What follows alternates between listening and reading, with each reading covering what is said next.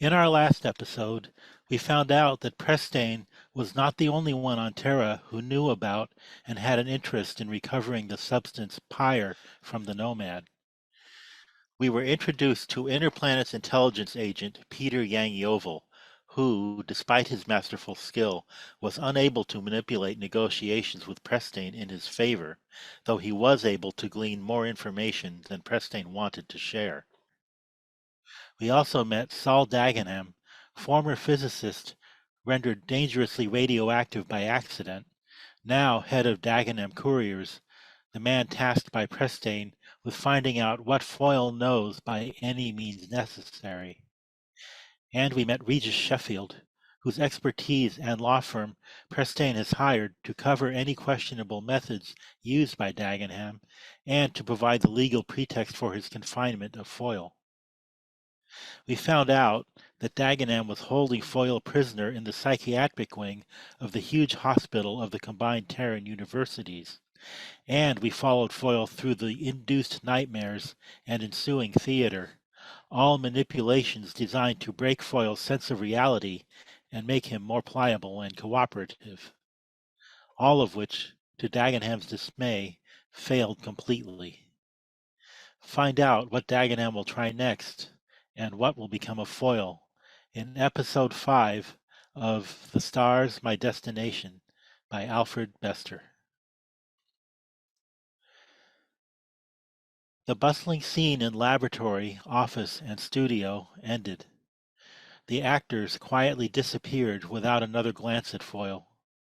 Dagenham gave Foyle his deadly smile. Tough, aren't you? You're really unique.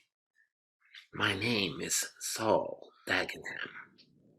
We've got 5 minutes for a talk. Come into the garden.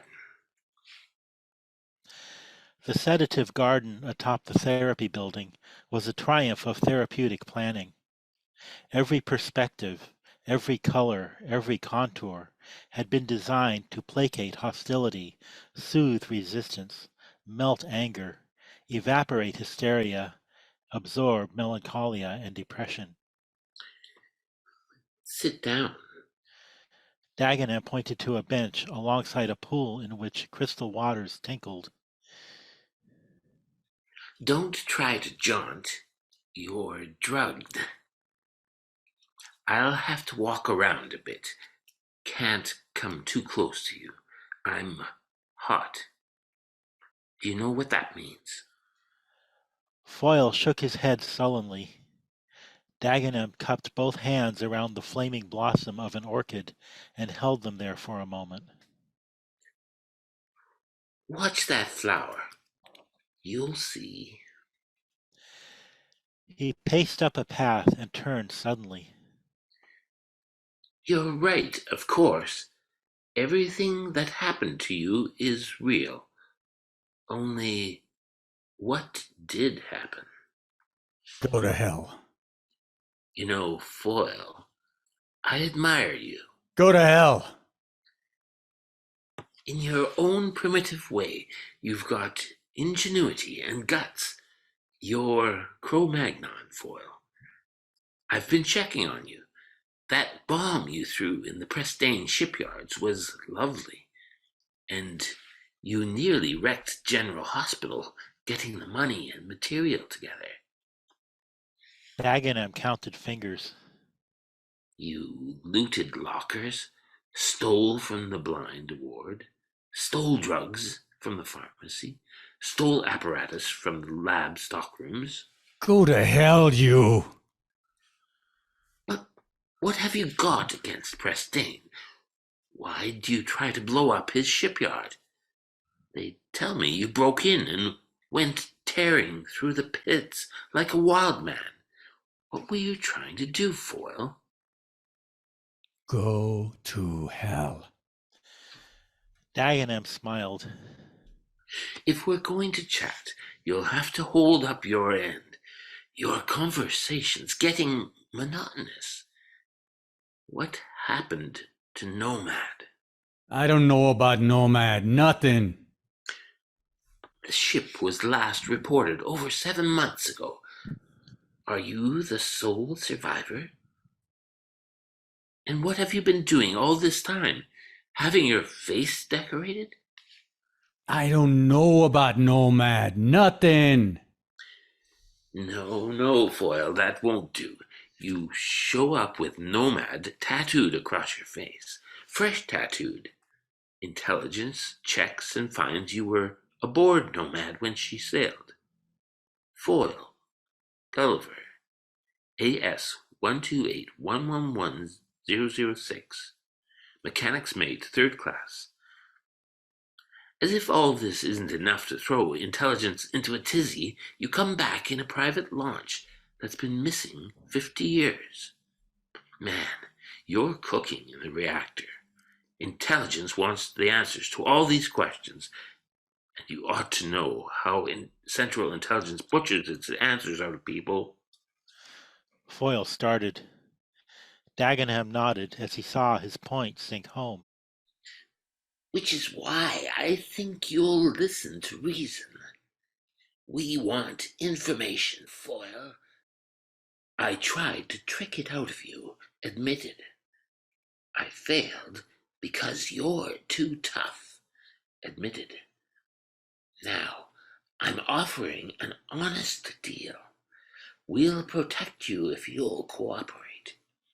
If you don't, you'll spend 5 years in an intelligence lab having information chopped out of you.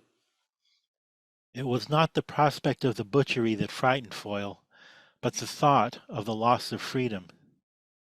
A man had to be free to avenge himself, to raise money and find Vorga again, to rip and tear and gut Vorga. What kind of deal? Tell us what happened to Nomad and where you left her. Why, man? Why? Because of the salvage man. There ain't nothing to salvage. She's a wreck is all. Even a wreck's salvageable. You mean you jet out 1,000,000 miles to pick up pieces? Don't joke me, man. All right.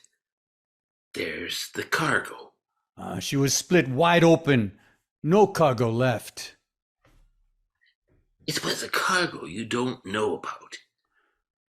Nomad was transporting platinum bullion to Mars Bank. Every so often, banks have to adjust accounts. Normally, enough trade goes on between planets so that accounts can be balanced on paper. The wars disrupted normal trade, and Mars Bank found that Presteign owed them 20-odd million credits without any way of getting the money short of actual delivery. Presteign was delivering the money in bar platinum aboard the Nomad. It was locked in the purser's safe. 20 million? Give or take a few thousand. The ship was insured, but that just means that the underwriters, Bonus and Uig, get the salvage rights, and they're even tougher than Presteign. However, there'll be a reward for you. Say, 20,000 credits? 20 million. We're assuming that an OS raider caught up with Nomad somewhere on course and let her have it. They couldn't have boarded and looted, or you wouldn't have been left alive. This means that the purser's safe is still... Are you listening, Foyle? But Foyle was not listening. He was seeing 20 million, not 20,000. 20 million in platinum bullion as a broad highway to Vorga. No more petty thefts from lockers and labs. 20 million for the taking and the raising of Vorga. Foyle! Foyle awoke. He looked at Dagenham. I don't know about Nomad. Nothing. What the hell's got into you now? Why are you dummying up again? I don't know about Nomad. Nothing. I'm offering you a fair reward. A spaceman can go on a hell of a tear with 20,000 credits. A 1-year tear. What more do you want? I don't know about Nomad. Nothing. It's us or intelligence, Foyle. You ain't so anxious for them to get me, or you wouldn't be flipping through all this. But it ain't no use anyway. I don't know about Nomad. Nothing. You son of a... Dagenham tried to repress his anger. He had revealed just a little too much to this cunning, primitive creature. You're right. We're not anxious for intelligence to get you. But we've made our own preparations. You think you can dummy up and stand us off? You think you can leave us to whistle for Nomad? You've even got an idea that you can beat us to the salvage. No. Now listen to this. We've got a lawyer waiting in New York. He's got a criminal prosecution for piracy pending against you. Piracy in space, murder, and looting. We're going to throw the book at you. Presteign will get a conviction in 24 hours. If you've got a criminal record of any kind, that means a lobotomy. They'll open up the top of your skull and burn out half of your brain to stop you from ever jaunting again. Dagenham stopped and looked hard at Foyle. When Foyle shook his head, Dagenham continued. If you haven't got a record, they'll hand you 10 years of what is laughingly known as medical treatment. We don't punish criminals in our enlightened age. We cure them. And the cure is worse than punishment. They'll stash you in a black hole in one of the cave hospitals. You'll be kept in permanent darkness and solitary confinement so you can't jaunt out. They'll go through the motions of giving you shots and therapy, but you'll be rotting in the dark. You'll stay there and rot until you decide to talk. We'll keep you there forever, so make up your mind. I don't know nothing about Nomad. Nothing. All right. Suddenly he pointed to the orchid blossom he had enclosed with his hands. It was blighted and rotting. That's what's going to happen to you. South of Saint-Giron, near the Spanish-French border, is the deepest abyss in France, the Gouffre Martel. Its caverns twist for miles under the Pyrenees. It is the most formidable cavern hospital on Terra. No patient has ever jaunted out of its pitch darkness. No patient has ever succeeded in getting his bearings and learning the jaunt coordinates of the black hospital depths. Short of prefrontal lobotomy, there are only 3 ways to stop a man from jaunting: a blow on the head producing concussion, sedation, which prevents concentration, and concealment of jaunt coordinates. Of the 3, the jaunting age considered concealment the most practical. The cells that line the winding passages of Gouffre Martel are cut out of living rock. They are never illuminated. The passages are never illuminated. Infrared lamps flood the darkness. It is black light visible only to guards and attendants wearing snooper goggles with specially treated lenses.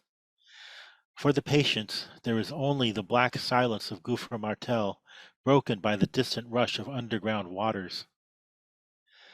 For Foyle, there was only the silence, the rushing, and the hospital routine.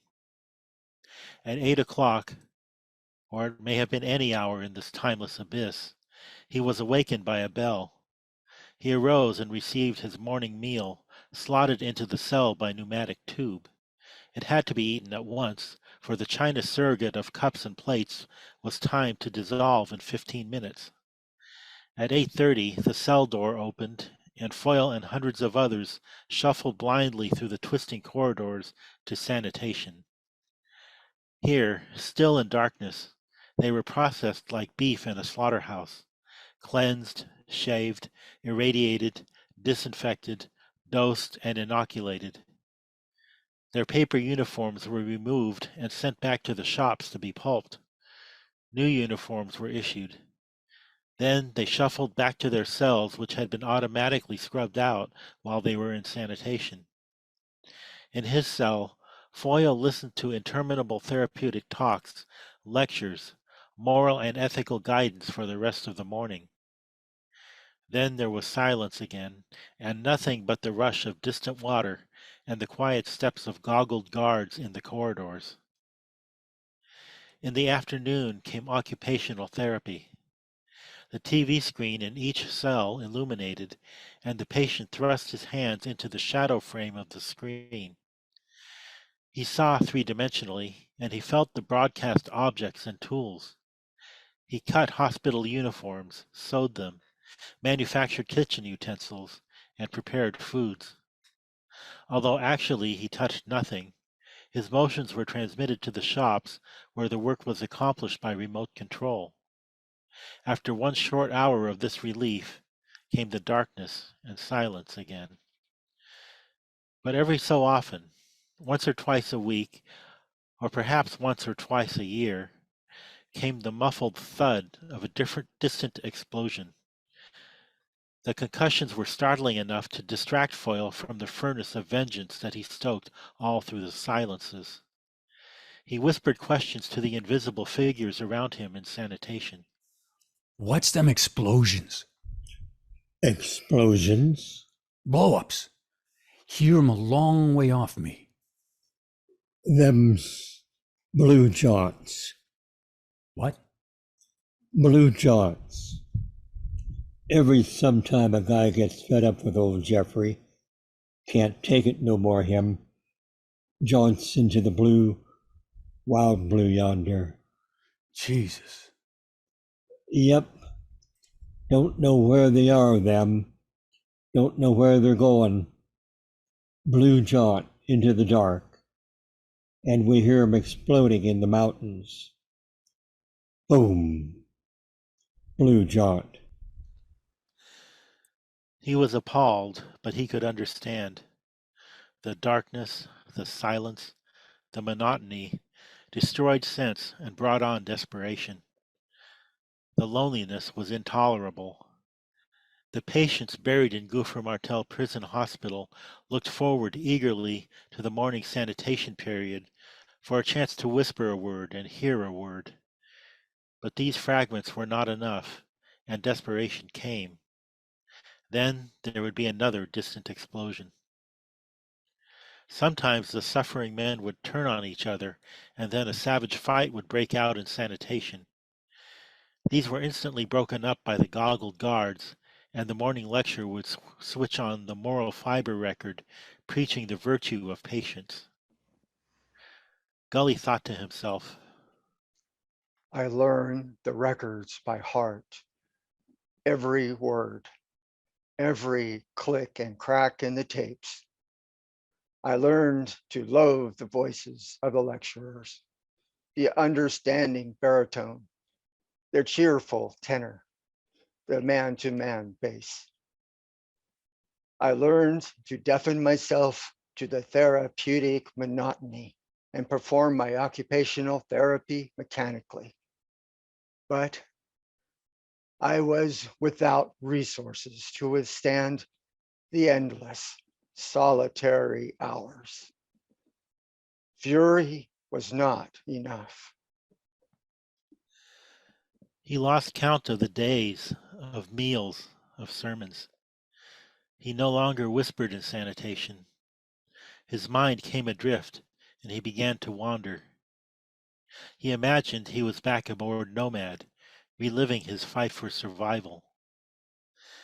Then he lost even this feeble grasp on illusion, and began to sink deeper and deeper into the pit of catatonia, of womb silence, womb darkness, and womb sleep.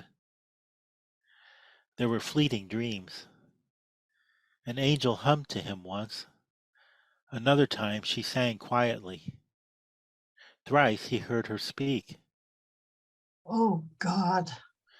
and, God damn. and, Oh, in a heart-rending descending note. He sank into this abyss, listening to her. there is a way out. His angel murmured in his ear, sweetly comforting. Her voice was soft and warm, yet it burned with anger. It was the voice of a furious angel. There is a way out. It whispered in his ear from nowhere, and suddenly, with the logic of desperation, it came to him that there was a way out of Gouffre Martel. He had been a fool not to see it before. Yes, there's a way out. Who's there? Me is all. You know me. Where are you? Here, we're always been me. But there's no one. I'm alone. Got to thank you for helping me. Hearing voices is bad. The first step off the deep end. I've got to stop. You showed me the way out. Blue Jaunt. Blue Jaunt. My God, this must be real. You're talking the gutter lingo. You must be real. Who are you? Gully Foyle. But you're not in my cell. You're not even near. Men are in the north quadrant of Gouffre Martel. Women are in the south. I'm south 900. Where are you? North 111. You're a quarter of a mile away. How can we? Of course, it's the whisper line. I always thought that was a legend, but it's true. It's working now. Here I go, me. Blue Jaunt. Foyle, listen to me. Forget the blue jaunt. Don't throw this away. It's a miracle. What's a miracle? There's an acoustical freak in Gouffre Martel. They happen in underground caves, a freak of echoes, passages, and whispering galleries. Old timers call it the whisper line. I never believed them. No one ever did, but it's true. We're talking to each other over the whisper line. No one can hear us but us. We can talk, Foyle. We can plan. Maybe we can escape. Her name was Gisbella McQueen. She was hot-tempered, independent, intelligent, and she was serving 5 years of cure in Gouffre Martel for larceny. Gisbella gave Foyle a cheerfully furious account of her revolt against society. You don't know what jaunting's done to women, Gully. It's locked us up, sent us back to the Seraglio. What's Seraglio, girl? A harem, a place where women are kept on ice. After 1,000 years of civilization, it says here, we're still property. Jaunting such a danger to our virtue, our value, our mint condition, that we're locked up like gold plate in a safe. There's nothing for us to do, nothing respectable. No jobs, no careers. There's no getting out, Gully, unless you bust out and smash all the rules. Did you have to, Belle? I had to be independent, Gully. I had to live my own life. And that's the only way society would let me. So I ran away from home and turned crook. And Belle went on to describe the lurid details of her revolt: the temper racket, the cataract racket, the honeymoon and obituary robs, the badger jaunt, and the glim drop. Foyle told her about Nomad and Vorga, his hatred and his plans. He did not tell Gisbella about his face, or the 20 million in platinum bullion waiting out in the asteroids. What happened to Nomad? Was it like that man Dagenham said? Was she blasted by an OS raider? I don't know, me. Can't remember, girl. The blast probably wiped out your memory. Shock. And being marooned for 6 months didn't help. Did you notice anything worth salvaging from Nomad? Did Dagenham mention anything? No. Then he must have another reason for hounding you into Gouffre Martel. There must be something else he wants from Nomad. Yeah, Belle. But you were a fool trying to blow up Vorga like that. You're like a wild beast trying to punish the trap that injured it. Steel isn't alive. It doesn't think. You can't punish Vorga. Don't know what you mean, girl. Vorga passed me by. You punish the brain, Gully, the brain that sets the trap.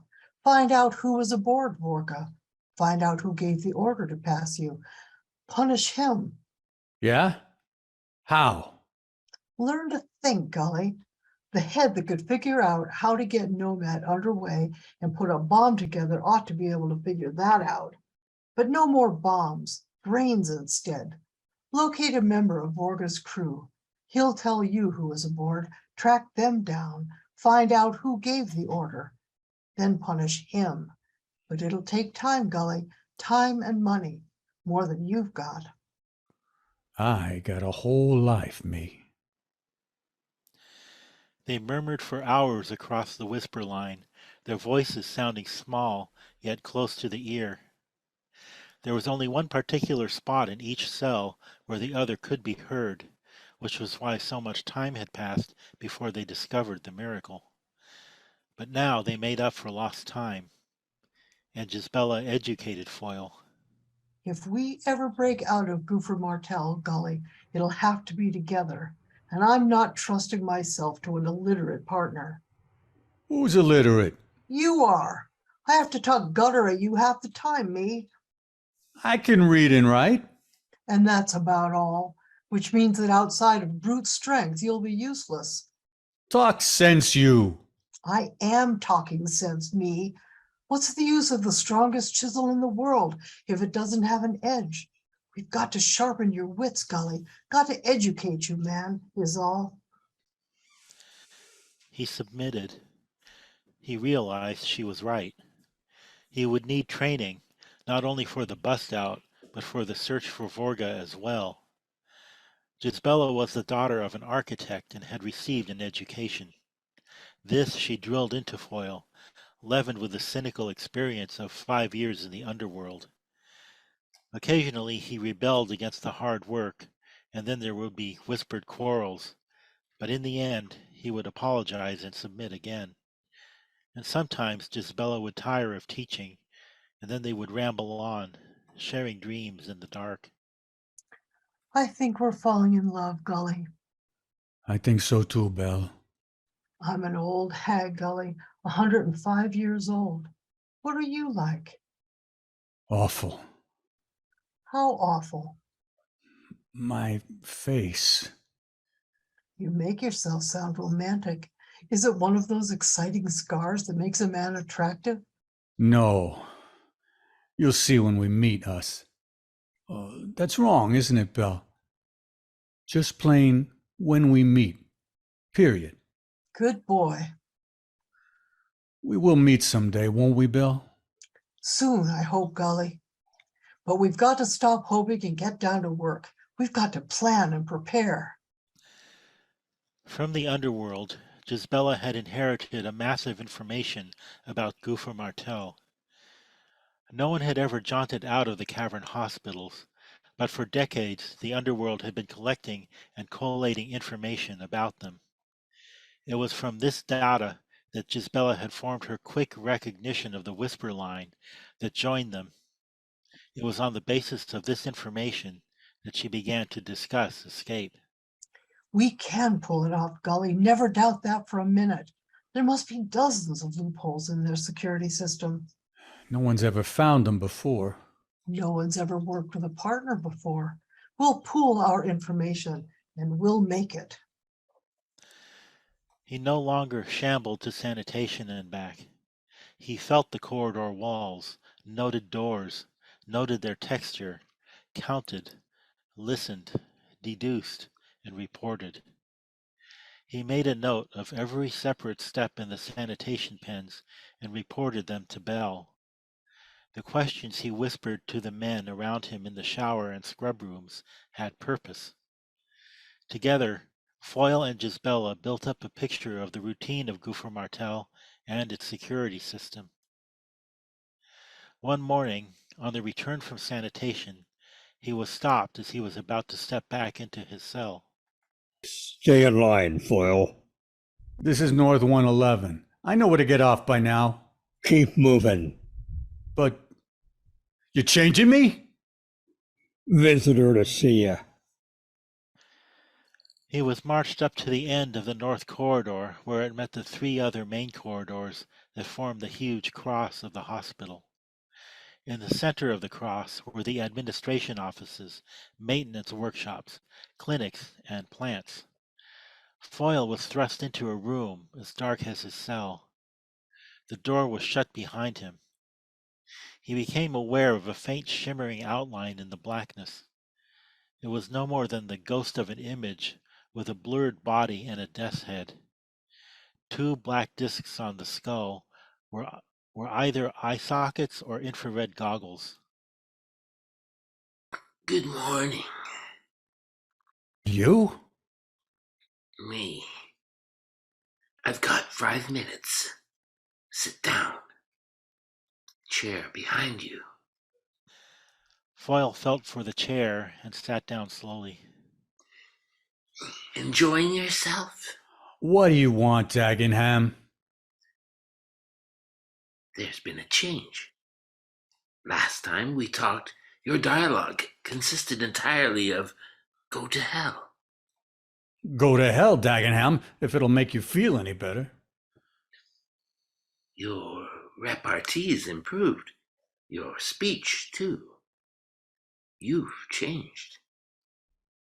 Changed a damn sight too much and a damn sight too fast. I don't like it. What's happened to you? I've been going to night school. You've had 10 months in this night school. 10 months? That long? 10 months without sight and without sound. 10 months in solitary. You ought to be broke. I'm broke, all right. You ought to be whining. I was right. You're unusual. At this rate, it's going to take too long. We can't wait. I'd like to make a new offer. Make it. 10% of Nomad's bullion. 2 million. 2 million? Why didn't you offer that in the first place? Because I didn't know your caliber. Is it a deal? Almost. Not yet. What else? I get out of Goofer Martel. Naturally. And someone else, too. It can be arranged. Anything else? I get access to Presteign's files. Out of the question. Are you insane? Be reasonable. His shipping files. What for? A list of personnel aboard one of his ships. Oh, that I can arrange. Anything else? Then it's a deal. Dagenham was delighted. The ghostly blur of light arose from its chair. We'll have you out in 6 hours. We'll start arrangements for your friend at once. It's a pity we wasted this time, but no one can figure you, Foyle. Why didn't you send in a telepath to work me over? A telepath? Be reasonable, Foyle. There aren't 10 full telepaths in all the inner planets. Their time is earmarked for the next 10 years. We couldn't persuade one to interrupt his schedule for love or money. I apologize, Dagenham. I thought you didn't know your business. You very nearly hurt my feelings. Now I know you're just lying. You're flattering me. You could have hired a telepath. For a cut in 20 million, you could have hired one easy.